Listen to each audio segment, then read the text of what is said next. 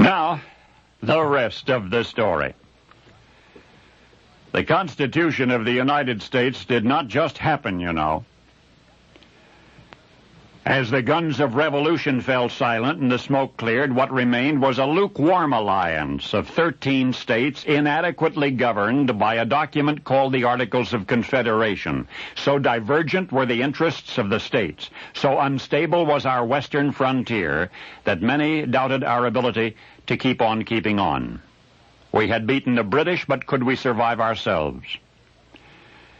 In 1786, states representatives met in Annapolis, Maryland, to discuss the difficulties of interstate commerce. Nothing much was agreed upon except that another meeting would be necessary, and so in the autumn of that year, the states were invited to send delegates to Philadelphia to take into consideration the situation in the United States. And it was this congregation which Thomas Jefferson, then United States Minister to France, it was this congregation to which he would refer as an assembly of demigods, a compliment intended. The history books would call it simply the United States Constitutional Convention, for it was there and then that our Constitution was born, or was it really? Although James Madison is widely recognized as the father of the Constitution, and James Madison was in fact its principal architect, let this day forth each of us remember that he was a student of world governments. He was admittedly influenced by other systems of social order, and that brings us to an already established Constitution.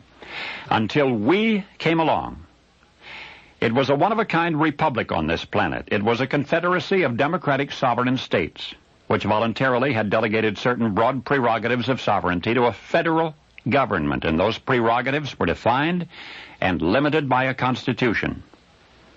No, we were not the first.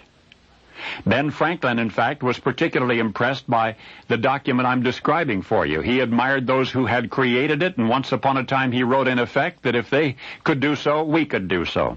Franklin had been studying their form of government for decades. They had a three-chambered parliament, which bears such a striking resemblance to our Senate and House of Representatives and Supreme Court.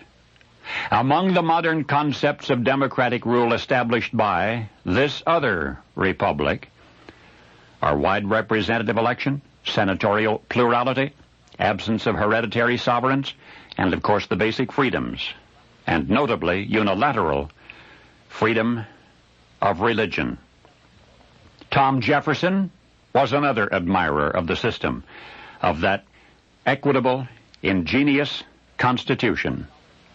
Many scholars have suggested that this other republic was the intellectual progenitor of the United States of America, that this other Constitution, the one which provided a confederacy of democratic sovereign states, which voluntarily delegated certain broad prerogatives to a federal government, defined and limited, that this other Constitution was a pattern for ours. For you see, the remarkably similar republic to which I refer predated ours by 300 years. It was the League of Iroquois nations. It was the Indians who taught us about freedom.